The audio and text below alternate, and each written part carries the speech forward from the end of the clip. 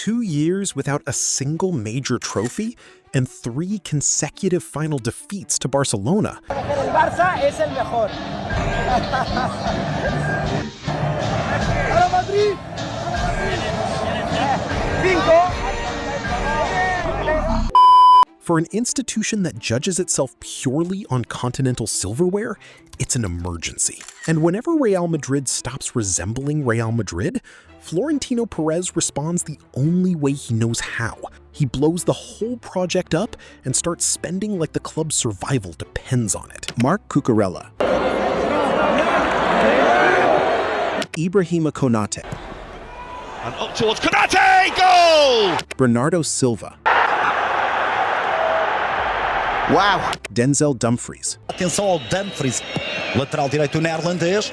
Cruzamento, ganha a Cherby, golo! Dele Dumfries! Não foi. And then the signing that turned this from a squad refresh into a full-blown statement. A teenage winger out of RB Leipzig by the name of Jan Diamande. This is what Florentino Perez does. Diamande touches down in Madrid for a fee that might shatter the club's transfer record. Here's what's genuinely unfolding at the Bernabeu. The last 2 campaigns were arguably Real Madrid's worst run of the century. Carlo Ancelotti departed to take the Brazil job. Xabi Alonso arrived promising a passing revolution. Instead, the locker room came apart at the seams. Barcelona, meanwhile, rebuilt under Hansi Flick and started beating Madrid everywhere it mattered. The Spanish Super Cup final, Has it back, and now Rafinha, deflected! Then the Copa del Rey final,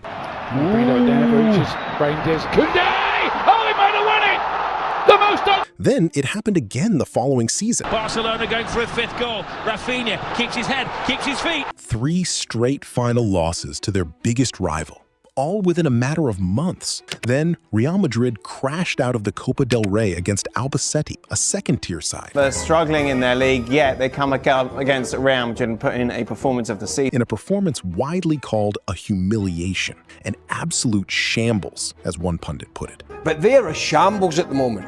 They are an absolute shambles. Bayern Munich ended their Champions League run. Alonso stepped down. The club's own youth team coach, Alvaro Arbeloa, was pulled in as a caretaker for the remainder of the season. Nothing improved. So Perez reached for his oldest trick, win re-election. On June 11th, freshly returned as club president. Y hemos obtenido también el segundo mejor resultado de la historia de las selecciones del Real Madrid. El primero también lo obtuvimos nosotros en el año 2004. Es un resultado extraordinario. Vamos a seguir trabajando para que el Real Madrid siga ganando títulos.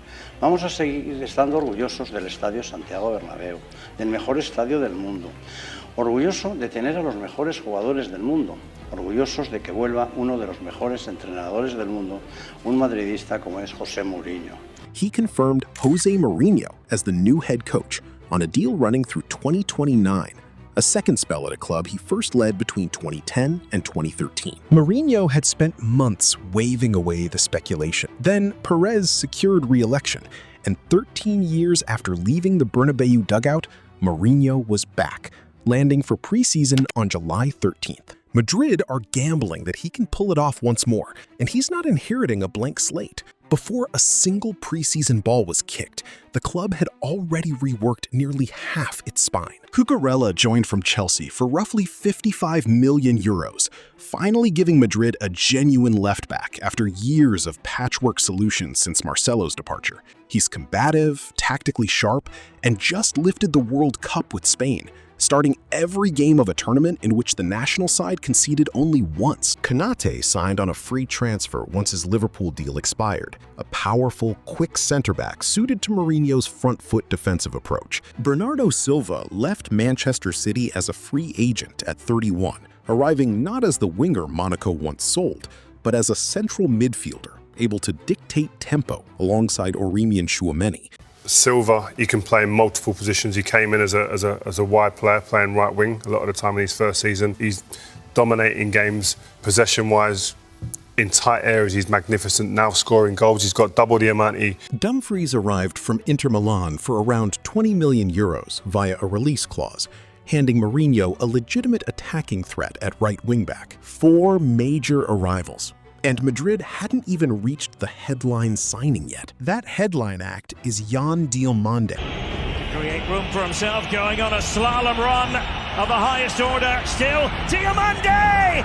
It's out of this world! Real Madrid have reportedly struck a deal with RB Leipzig worth well over 100 million euros, a fixed fee somewhere between 115, 120 million euros, potentially exceeding 130 million euros with add-ons. That would make him one of the priciest signings in club history. Remarkable for a player who was still turning out for a youth academy barely 2 years ago. Diamande spent the 2025-26 campaign making his name in the Bundesliga, scoring 12 goals and setting up 9 more for a Leipzig side that finished 3rd. Numbers that made him one of the league's standout young talents. No one in the Bundesliga attempted more dribbles than Diamande, and he's comfortable on either flank. Exactly the positional flexibility Mourinho has always wanted from his wide players. Then came the World Cup, where Diamande made sure every major European club knew his name. Playing for Ivory Coast, he created 11 chances and completed 86% of his passes before elimination in the round of 32 against Norway, output that far exceeded his single assist and left no doubt about his quality. PSG were reportedly deeply involved, said to have had a personal terms agreement in place at one point, but backed off as the price rose. Real Madrid didn't hesitate. Diamande is set to sign through 2031, which brings up the obvious question: what happens to Vinicius Jr.? Because here's where things get messy. Vinicius is entering the final year of his contract. Renewal talks broke down badly under Alonso and haven't really recovered since. Arsenal have been linked, reportedly weighing up what a deal might look like financially, though there's been no formal contact or bid between the clubs. Diamande's arrival doesn't automatically close that chapter. The youngster has said he's more at home on the right flank anyway, but it gives Madrid enormous negotiating leverage. If Vinicius pushes for a bumper new deal, the club can now say no, knowing his replacement is already walking through the door. Vinicius still finished last season with 16 La Liga goals and 6 assists, then scored 4 times for Brazil at the World Cup. Nobody's giving up a player like that easily, but for the first time in years, he's no longer irreplaceable. And Madrid aren't finished.